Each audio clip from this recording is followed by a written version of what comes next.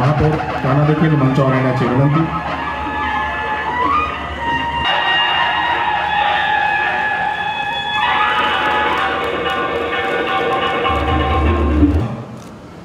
साहित्य संमेलन यापूर्वी 3 वेळा ठाण्यात झालं. अगदी अलीकडे म्हणजे 2011 साली देखील याच ठिकाणी दादोजी कोंडदेव स्टेडियममध्ये साहित्य संमेलन झालं.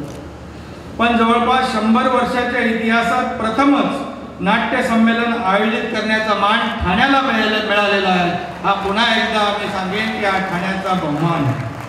त्यामुळे संपूर्ण ठाणे नगरी रंगभूमीच्या या सोहळ्यासाठी उत्साहाने सजली आहे.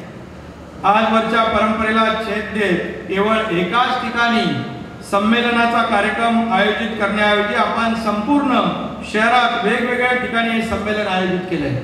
ठाण्याचा सांस्कृतिक मानबिंदू असलेले गडकरी रंगायतन असेल, आजच्या काळातलं एक नवं आयकॉन ठरलेलं डॉक्टर काशीनाथ घाणेकर नाट्यगृह असेल, ठाण्याची ओळख असलेला मासुंदा तलाव, ठाण्यातील नाट्य चळवळीला जन्म देणारं महाविद्यालय, ऐतिहासिक असा टाउन हॉल, ठाणे पूर्वेतील युनायटेड स्पोर्ट्स मैदान, अशा विविध ठिकाणी 12 फेब्रुवारी पासून आपण या संमेलनाचे कार्यक्रम करतो आहोत.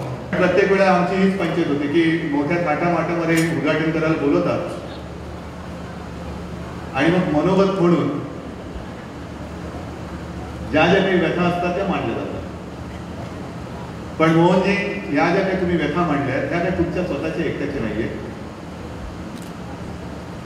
आता सुद्धा आपण ती 3 मुलं बघितली, बॅक स्टेज आर्टिस्ट. आणि खरंच ही नाट्यभूमी जी आहे ती फार वेगळं आहे. म्हणजे चित्रपट आहेच, म्हणजे त्याच्यात सुद्धा कलाही असावीच लागते.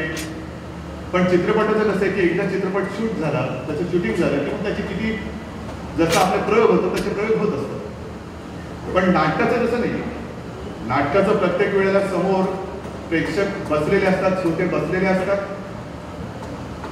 आणि विशेष म्हणजे कलाकाराची मानसिकता कशी असो, त्याची जी काही भूमिका असते ती त्याला जीव ओतून प्रत्येक वेळेला जिवंत ही करावीच लागते. म्हणून खरंच तुमचं जे काही कौशल्य आहे ते फार